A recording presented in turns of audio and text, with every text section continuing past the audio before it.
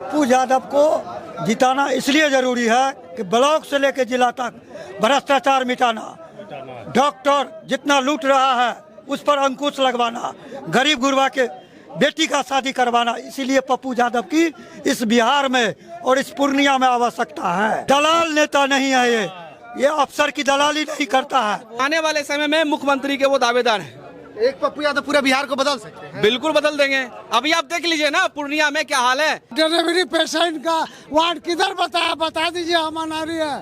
तो गार्ड हमको क्या बोला, लाइन बाजार तरफ माइन रोड दिखा रहा है, बोले तोरा बाप दिया उधर। गरीबों को शहर में घर बड़ी मुश्किल से मिलती है, यतीमों बेकसों को दर बड़ी मुश्किल से मिलता है। और जिता दो आप सब मिलकर जरा एक बार पप्पू को, हमें पप्पू यादव सा नेता बड़ी मुश्किल से मिलती है। जैसे जैसे चुनाव नजदीक आ जा रहा है वैसे वैसे पूर्णिया का जो चुनाव है वो एक अलग रूप लेता जा रहा है। पूर्णिया में पप्पू यादव को हराने के लिए सारे जो बड़े बड़े नेता हैं वो एक हो गए हैं, कह रहे हैं कि या तो इंडिया को वोट दो या फिर एनडीए को वोट दो, लेकिन पप्पू यादव को वोट मत दो भाई। पप्पू यादव से इतनी नाराजगी क्यों है लोगों को, बात किया जाएगा। क्या नाम है आपका? मेरा नाम है रंजीत सिंह उपराजू सर। ये बताइए पप्पू यादव से लोगों को इतनी नाराजगी काहे है? पप्पू यादव से किसी प्रकार की कोई नाराजगी नहीं है, पहले भी रह चुके थे बहुत। हमारे जो अभी यहाँ के कुशवाहा जी हैं सांसद जी, जो जदयू से आते हैं, उनसे नाराजगी है।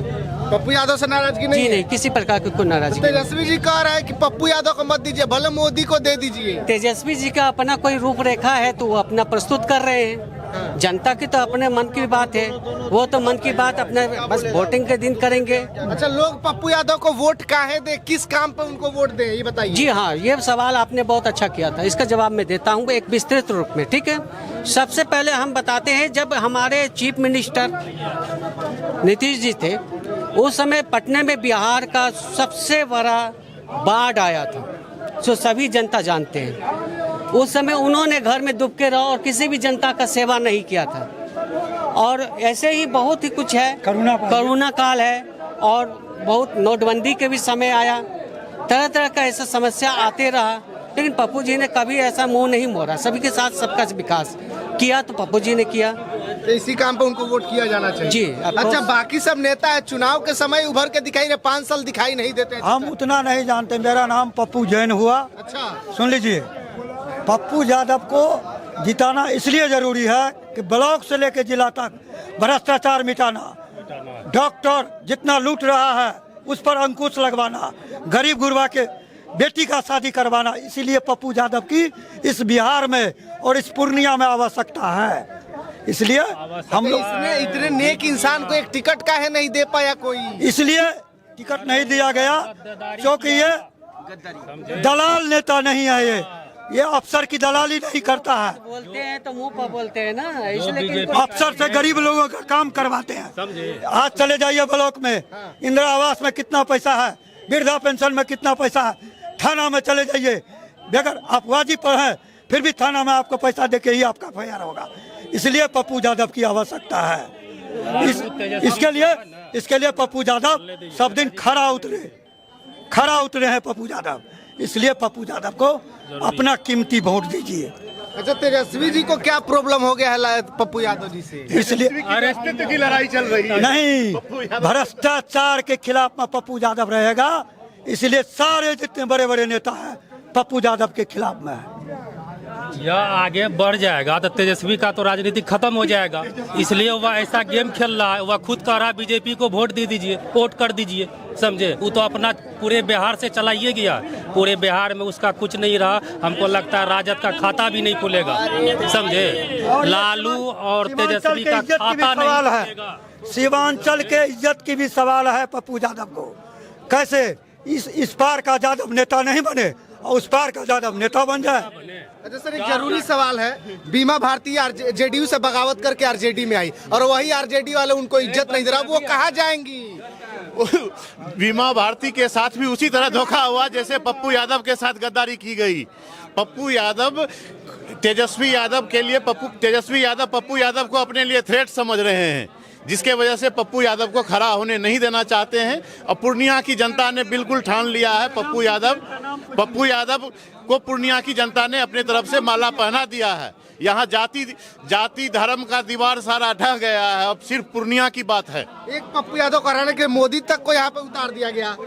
मोदी तो आएंगे, उनका अपना वोट बैंक है, उनके पहले से एमपी रहे हुए हैं, उनका अपना कार्य क्षेत्र है। लेकिन पूर्णिया की जनता ने पप्पू यादव के लिए बिल्कुल मन बना लिया है। यहाँ जाति धर्म की दीवार ढह चुकी है। अच्छा, तेजस्वी यादव 26 लोकसभा सीट पर चुनाव लड़ रहे, सबसे ज्यादा फोकस पूर्णिया पे का है? तेजस्वी यादव को डर ये लग रहा है जो यादवों की जो धरोहर है उसके असली मालिक पप्पू यादव न बन जाएं, इसलिए वो पप्पू यादव के साथ वो धोखा करके हटाना चाह रहे हैं। मतलब यादवों को कोई नया यादव ना मिले? बिल्कुल नहीं, बिल्कुल नहीं। यादवों को एक घराने की ही नेतृत्व मिलती रहे। खतरा इस बात की है, लेकिन पप्पू यादव, पूर्णिया की जनता पप्पू यादव को बिल्कुल जिता करके, जो कोसी की सीमांचल की जनता पप्पू यादव को अपनी आवाज बना के दिल्ली भेज रही है। जिसको जो महसूस करना है करते रहे। देखिए, पप्पू यादव जो है ना, इस बार बिहार का जो राजनीतिक समीकरण है वो कंप्लीट रूप से चेंज होने वाला है। एमवाई का जो समीकरण है वो कंप्लीट ध्वस्त होने वाला है। पप्पू यादव बिहार में एक नया राजनीति का उदय करने वाले हैं। अभी आपको चाहे जिस भी एरिया में हो, पूर्णिया के जितने भी विधानसभा है, रुपौली हो, धमताहा हो, सभी विधानसभा में लगभग हम गए हुए हैं। और जो आरजेडी का जो समीकरण, एमवाई का समीकरण था, वो कंप्लीट रूप से इस बार पूर्णिया में अभी के बाद ध्वस्त होने वाला है। एक नया राजनीति का उदय होने वाला है। पप्पू यादव एक नया चेहरा है और आने वाले समय में मुख्यमंत्री के वो दावेदार हैं। एक पप्पू यादव पूरे बिहार को बदल सकते हैं? बिल्कुल बदल देंगे। अभी आप देख लीजिए ना पूर्णिया में क्या हाल है। आप बच्चा से पूछिएगा, बड़ा से पूछिएगा, छोटा बच्चा पप्पू यादव का दीवाना बना हुआ है, बड़ा से दीवाना बना हुआ है। को आप 99 में आप अगर 100 लोगों से मिलिएगा ना, तो आपको 99 लोग जो वो पप्पू यादव का ही नाम बोलेगा। तो आपको इससे अनुमान आप उठा सकते हैं ना कि देखिए, यादव और मुस्लिम ये दोनों आरजेडी का कैडेट वोट था। लेकिन ये इस बार का जो समीकरण है, पप्पू यादव को देखते हुए, पप्पू यादव के व्यक्तिगत तौर पे इनको देखते हुए समीकरण कंप्लीट रूप से चेंज हो चुका है और एक नया समीकरण बिहार में लागू हो रहा है। आप देख सकते हैं इसमें। मुस्लिम यादव कहा जाता है कि लालू यादव का परिवार है, लेकिन यहाँ पे तो पप्पू यादव से जुड़ गए। पूरा पूर्णिया पप्पू यादव का है। और तेजस्वी यादव जो यहाँ कैंपिंग कर रहा है 50 विधायक को लेकर के, इसका पूर्णिया में कोई असर नहीं पड़ेगा। यहाँ पूर्णिया में सिर्फ पप्पू यादव का ही डंका चलेगा और किसी का नहीं चलेगा। बेटा, क्या नाम है आपका? क्या नाम हुआ तुम्हारा? बोला नाम। अच्छा, यहाँ से कौन जीतेगा इस बार? कौन जीतेगा? बता दो। शर्मा रही है। भी पप्पू यादव करते, नींद में भी पप्पू यादव जिंदाबाद, पप्पू दादा जी बच्ची है। ये छोटी बच्ची, यानी गांव का बच्चा सब पप्पू यादव। महोदय, सेवा कोई नहीं। मैं नालंदा जिला से आया हूँ, पूर्व विधायक हूँ, केडी यादव नाम है। मेरा कहना है कि पप्पू यादव केवल सीमांचल और कोसी इलाका के ही नहीं, कोसी और सीमांचल के तो ये दुलरुआ नेता पहले से हैं। इस बार पूर्णिया के जनता इनको भारी बहुमत से एमपी बना करें। पूरे बिहार के जनता, 38 जिला के जनता मुख्यमंत्री के रूप में देख रहे हैं पप्पू यादव को, और मुख्यमंत्री बना के छोड़ेंगे बिहार की जनता।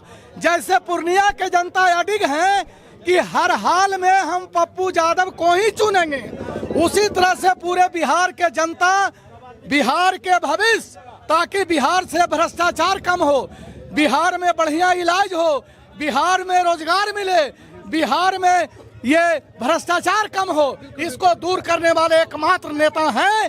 तो कर चुके हैं, करते रहते हैं। बाढ़ है कोरोना में, वो है पप्पू यादव जी। और माननीय पप्पू यादव के लिए आप फाइट ले रहे हैं, इसलिए आपको भी बधाई। पूरे नालंदा जिला की जनता की ओर से मैं आपको तहे दिल से देता हूं। धन्यवाद। नाम क्या है तुम्हारा बेटा?